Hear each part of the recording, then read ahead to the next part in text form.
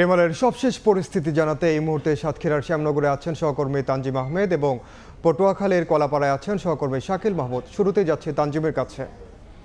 তানজিম, সংকেত নামলেও বৃষ্টির বেগ বা বাতাসের গতি কোনোটাই কমেনি উপকূলীয় জেলা সাতক্ষীরাতে।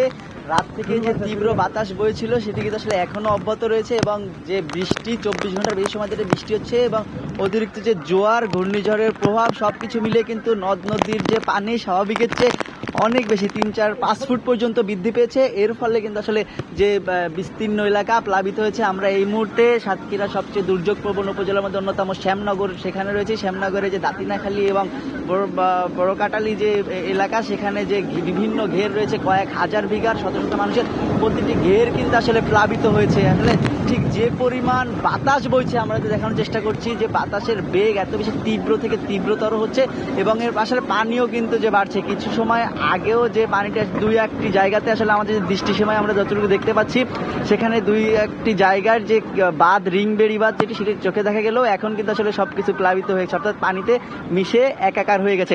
এর ফলে যে মাছ ছিল ঘেরে সাদা মাছ সহ বাগদা চিংড়ি গলদা চিংড়ি যে মাছ সাধারণ যারা স্থানীয় রয়েছেন কৃষক রয়েছেন চাষি রয়েছেন তারা যে মাছ চাষ করতেন সবকিছু কিন্তু আসলে মিশে একাকার হয়ে গেছে এবং প্রতিটি ঘেরে আসলে মাছগুলো বের হয়ে গেছে, অর্থাৎ কার ঘেরে কোন মাছ আছে কেউ আসলে বলতে পারছেন না। এই জন্য যারা স্থানীয় রয়েছেন যে মৎস্য চাষিরা রয়েছেন তারা সম্মিলিতভাবে আসলে জাল খেউ দিয়ে আসলে খেওলা জাল দিয়ে চেষ্টা করছেন কিছু মাছ ধরার, আসলে এক ধরনের সান্ত্বনা নেওয়ার চেষ্টা করছেন। তবে তারা রাতের পর থেকে ঘূর্ণিঝড়ের যে তীব্রতা ছিল সে সঙ্গত কারণে বাইরে আসতে পারেনি সকাল থেকে এবং গত 2 দিন থেকেও তারা চেষ্টা করেছিল আসলে ঘেরগুলো যেন অতিরিক্ত পানিতে তলিয়ে না যায়, সেজন্য তারা রিংবেড়ি বাঁধ মেরামত সহ নেট জাল দিয়ে চেষ্টা করেছেন ঘেরগুলোকে রক্ষা করার, কিন্তু আসলে যে পানির তীব্রতা এত বেশি বেড়ে যাওয়ার কারণে তাদের পক্ষে আসলে ঘেরগুলোকে রক্ষা করা সম্ভব হয়নি এবং সেই দৃশ্যটি আসলে এখন সকালের পর থেকেই সামনে আসতে শুরু হয় এবং যেহেতু জোয়ারের পরে এটি আরও ব্যাপকতা ছড়িয়েছে। অর্থাৎ আমরা স্থানীয় জনপ্রতিনিধি থেকে শুরু করে যারা মৎস্য ব্যবসায়ী ঘের মালিক তাদের সাথে কথা বলেছি, তারা আমাদেরকে বলছেন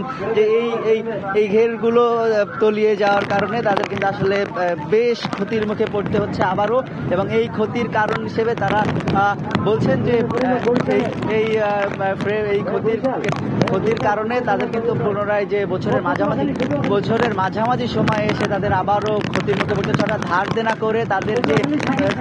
করে তাদের যে মাছ ছেড়েছিলেন সেই মাছটা তারা তুলতে পারছেন না এবং এর ফলে কিন্তু এক ধরনের তাদের মধ্যে অসহায়তা আমরা দেখতে পেয়েছি। তো সাতক্ষীরার উপকূলে যে মাছের ঘের সব প্লাবিত হওয়ার খবর আমার কাছে এই ছিল সর্বশেষ। আমরা একটু যেতে চাই পটুয়াখালীতে, সেখানে রয়েছেন সহকর্মী শাকিল মাহমুদ, সরাসরি যাচ্ছি তার কাছে।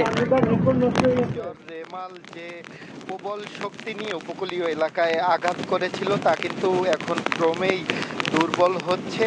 এরই মধ্যে কিন্তু আবহাওয়া অধিদপ্তর 10 নম্বর মহাবিপদ সংকেত থেকে নামিয়ে স্থানীয় সতর্ক সংকেত 3 দেখিয়ে যেতে বলেছে এবং আমরা এই যে প্রভাব ঘূর্ণিঝড়ের সেটা অনেকটা কাটলেও কিন্তু এখন পর্যন্ত কিন্তু বাতাসের গতি কমেনি, এর পাশাপাশি কিন্তু বৃষ্টিও হচ্ছে। আমরা এই মুহূর্তে আছি পটুয়াখালীর কলাপাড়া উপজেলায়। এই কলাপাড়া উপজেলায় কিন্তু বেশ কয়েকটি বাঁধ ক্ষতিগ্রস্ত হয়েছে বলে কিন্তু আমরা এরই মধ্যে জানতে পেরেছি এবং আপনারা দেখছেন যে ফসলি জমি এবং বসত ভিটায় কিন্তু জোয়ারের পানি উঠে গিয়েছে এবং এর ফলে কিন্তু ব্যাপক ক্ষয়ক্ষতি হয়েছে।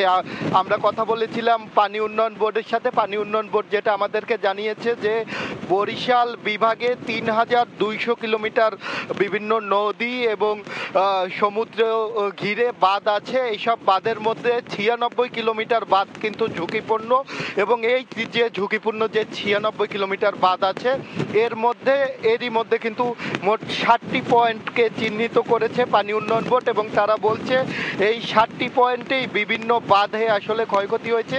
তবে পানি উন্নয়ন বোর্ড এবং যারা উপকূলীয় যারা আছে বাসিন্দা তাদের দাবি হলো যে সকল বাঁধ ক্ষতিগ্রস্ত হয়েছে তার অধিকাংশই কিন্তু এর আগে বিভিন্ন যে ঝড় বন্যা হয়েছে এর কারণে কিন্তু আগে থেকেই এসব বাঁধে ফাটল ধরেছে এবং এই যে ঘূর্ণিঝড়টির যে প্রভাব এই প্রভাবের পরে কিন্তু বাঁধ ভেঙে জোয়ারের পানি কিন্তু লোকালয়ে ঢুকে গিয়েছে এবং এর ফলে কিন্তু যে স্থানীয় যে বাসিন্দারা আছে তাদের যে ঘর বাড়ি আছে সেগুলো কিন্তু পানির নিচে তলিয়ে গিয়েছে এবং ব্যাপক ক্ষয়ক্ষতি হয়েছে বলে কিন্তু তারা আমাদেরকে জানিয়েছে। আমি কথা বলছিলাম বরিশালের বিভাগীয় কমিশনারের সাথে, তিনি যেটা আমাদেরকে জানিয়েছে যে বরিশাল বিভাগে এই ঘূর্ণিঝড়ে কিন্তু বেশ কয়েকজন নিহত হয়েছে। তবে পানি উন্নয়ন বোর্ড এবং বরিশাল বিভাগীয় কমিশনার যেটা জানিয়েছে যে এখন পর্যন্ত কিন্তু যে ক্ষয়ক্ষতির যে পরিমাণ সেটা কিন্তু এখন পর্যন্ত তারা জানতে পারেনি। তবে দ্রুতই ক্ষয়ক্ষতির পরিমাণ কি পরিমাণ ক্ষয়ক্ষতি হয়েছে তা কিন্তু তারা জানাবে বলে জানিয়েছে সংশ্লিষ্টরা। এই ছিল পটুয়াখালী থেকে আমার কাছে থাকা সবশেষ। ঘূর্ণিঝড় রেমালের সবশেষ পরিস্থিতি জানছিলাম আমরা পটুয়াখালী এবং সাতক্ষীরা থেকে।